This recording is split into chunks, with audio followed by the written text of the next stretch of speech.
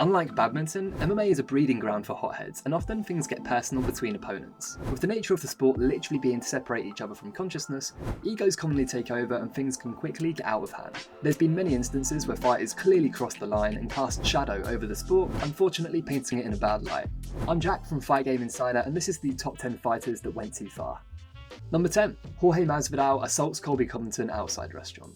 Once training partners, housemates and cornermen for each other, things turned sour after a dispute erupted in which Masvidal claimed Covington shortchanged one of their coaches, leaving him to fork out of his own pocket to settle the balance. Years later, the now fierce rivals would be scheduled to clash horns at UFC 272, with a build-up as spicy as Dustin Poirier's hot sauce. Colby would ultimately dominate Jorge, mostly grinding him out against the fence, accumulating a significant control time and strike differential. But this beef was not settled, as just over 2 weeks later, Masvidal would run up on Covington, allegedly assaulting him outside a restaurant in Miami Beach, Florida. This would end up in a court case with Colby pressing charges, claiming $15,000 worth of damage to his $95,000 Rolex and a chipped tooth. It's the respectful nature of MMA that brings fans and fighters together, so when things like this happen, it's just a bad look for the sport in general. Number 9. Conor McGregor destroys fans' phone.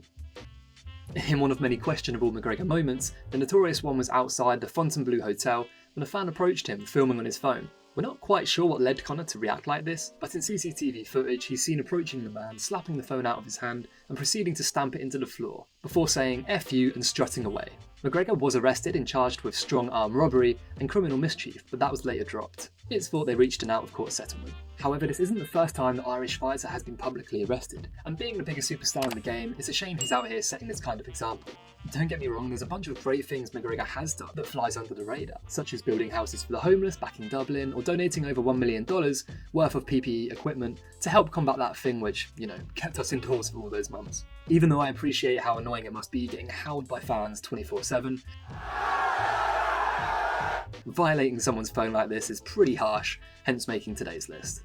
Number 8. Tony Ferguson, Where's Your Kid At? The Ultimate Fighter TV series has brought us many classic moments over the years. Let me bang, man! I wanna do that, man. Let me bang, bro. Which is no surprise really, as what do you expect putting a bunch of testosterone-filled cage fighters in a house together, mixed with alcohol? Anyway, things went too far in season 13, which featured fan favourite Tony Ferguson in one of his less appreciated moments. In a feud with fellow housemate Charlie Raider, what started as a friendly scuffle got heated with Tony pinning Raider against the sofa using his forearm. The verbal warfare continued when Tony crossed the line, saying "Where's your kid at?" multiple times. Where's your kid at? Referring to the year-long custody battle Charlie had been in to see his son. The other contestants had to separate the pair, and Tony would later say in an interview that he did go too far. Number 7. Paul Daley sucker punches Josh Koscheck. If there's one thing you don't do as a mixed martial artist, it's continue to fight after the bell. And in one of the most well-known cases, Paul Daley found out the hard way that if you value your career, it's probably best just to accept the beating. In May 2010, Daley would compete in his last bout with the UFC promotion, which saw him dominated by fellow welterweight Josh Koscheck. Following the final bell, in an outburst of anger and frustration, Daley approached Koscheck from behind and fired a sucker punch left hook, which Josh thankfully saw in time and managed to block. But referee Dan Mergliata was wasting no time laying hands and restraining him from going even further. Paul was abruptly released by the UFC and in a way made an example of how not to deal with a loss. Daley would go on to have a decent career over in Bellator, but there's no doubt this decision affected his career for the worse. And Paul Daley, he lands that fucking left hand on you, you forget your childhood. Number 6. Colby Covington brings up Kamaru Usman's dead manager.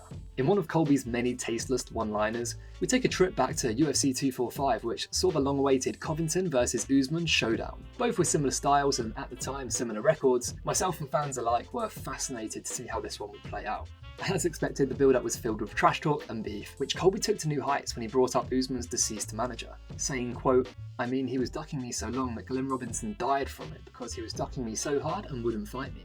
Glenn was a well-known and respected fight manager, so this didn't sit well with the MMA community, let alone Usman. As Colby is known for his no-filter approach to trash talk, it was kind of expected, but this doesn't justify his words in the slightest. After a pretty evenly contested bout, Usman would begin to pull ahead before finally finishing Covington in the 5th. Will this humbling stop Colby from making things as personal in the future? Probably not. We wasn't much good. Number 5. Rousimar Palhares holds on to leg lock for too long, again.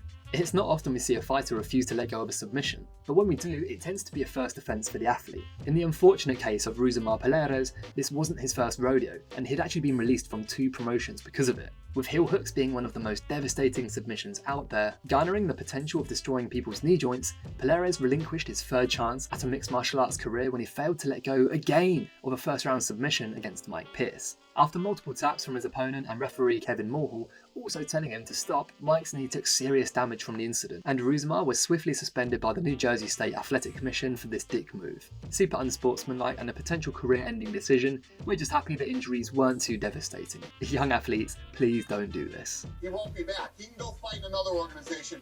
We don't put up with that stuff here. Number 4. Sean Strickland would love nothing more than to kill somebody in the ring. There's athletes that get into mixed martial arts for the love of competing and bettering themselves as humans. And then there's Sean Strickland. I'm not saying those things don't appeal to Sean, but what we do know is there are other underlying desires which brought him into the game. One of those being to take a life during a fight. But I'm okay, I accept that. Like, if you're right, it hits me and maybe I have a brain aneurysm and die, you hear me say I'm okay, that's a good death.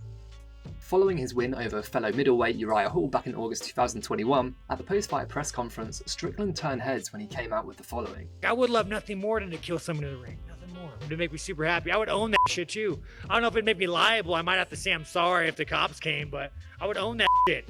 Own it, man. Be a psychopath. It's fucking fun. Not sure if this was some kind of twisted publicity stunt or if he genuinely doesn't care what people think of him. But saying what he did and ending it with, be a psychopath, it's fucking fun, from my experience isn't the best way to win people over, but hey, what do I know? Freak. Number 3. Nate Diaz chokes out a guy on the street. With great power comes great responsibility. But things boiled over for legend of the game and original gangster Nate Diaz when he choked out a dude unconscious on the streets of New Orleans. Diaz had attended the Misfits boxing show to support his teammate Chris Avila, who was fighting on the card but was ultimately DQ'd due to a brawl breaking out in the ring. Things were still heated outside the Zula Convention Center as beef soon erupted with the MMA superstar. Before long, Nate had the guy in a guillotine choke and proceeded to drop his unconscious body onto the concrete. No love was lost for Diaz though, despite this questionable decision. He was later arrested but released shortly after. Being just weeks away from his bout with Jake Paul, luckily none of this got in the way of their showdown, although unfortunately for Nate, he would go on to lose. Number 2. Conor McGregor throws Daley at Bus. The heat leading up to UFC 229's main event was for real, as was the bad blood between Conor McGregor and undefeated Khabib Nurmagomedov. After a video was released of Khabib slapping McGregor's former teammate Artem Lobov, McGregor flew from Ireland to the US with revenge on his mind. Connor fueled up the G650 and loaded it up with Irish guys. They flew to New York and attacked the bus that he was on. Before long, McGregor was in Brooklyn with the whole squad there as backup. A bunch of athletes booked to compete at the event were chilling in a bus at the Barclays Center. When out of nowhere, Conor storms the building, picks up a random dolly and launches it at the bus window, smashing the glass and giving UFC fighter Michael Chiesa a small but deep laceration to his face. It's hard to believe the agenda here was purely promoting the fight, and at this point things were indeed personal. McGregor and his SBG teammate Keon Cowley turned themselves in to police later that night. McGregor was charged with 3 counts of felony assault and 1 of criminal mischief. A court hearing was set for June the 14th. Following the hearing, Conor would admit his actions were wrong, but this was most likely in the hopes of getting a less severe punishment. Number 1. Khabib Nurmagomedov starts post-fight brawl. At a record-setting 2.4 million pay-per-view buys, UFC 229 was the biggest event held to date and one of the most eagerly anticipated clashes of all time. Khabib Nurmagomedov versus Conor McGregor. After dominating Conor for the majority of the fight and choking him out in the 4th, emotions ran wild for the Russian as McGregor's training partner Dylan Dennis taunted him from the crowd. In a decision unforeseen by anyone, Khabib actually climbed the fence and leapt into the crowd with sights set on attacking Dennis. Before long, a massive brawl unfolded. The teams were involved and security were trying their best to break things up. Watching this live, I was as baffled as anyone and couldn't quite believe what I was witnessing. Dana refused to wrap the belt around Khabib in fears the crowd would erupt and go even crazier. I actually didn't allow him to get the belt put on because I knew what was going to happen when we did it. People were going to start throwing whatever they had down into the octagon, so I said, let's just get him out of here. The UFC president would later go on to say that 3 of Khabib's team were arrested and referred to the incident as a shit show. Now dust is settled, the whole thing makes great promotion. And that just about wraps it up for today's video. If you're new here, be sure to subscribe and click the bell icon to never miss a new upload. I'm Jack from Fight Game Insider, and until next time, see ya.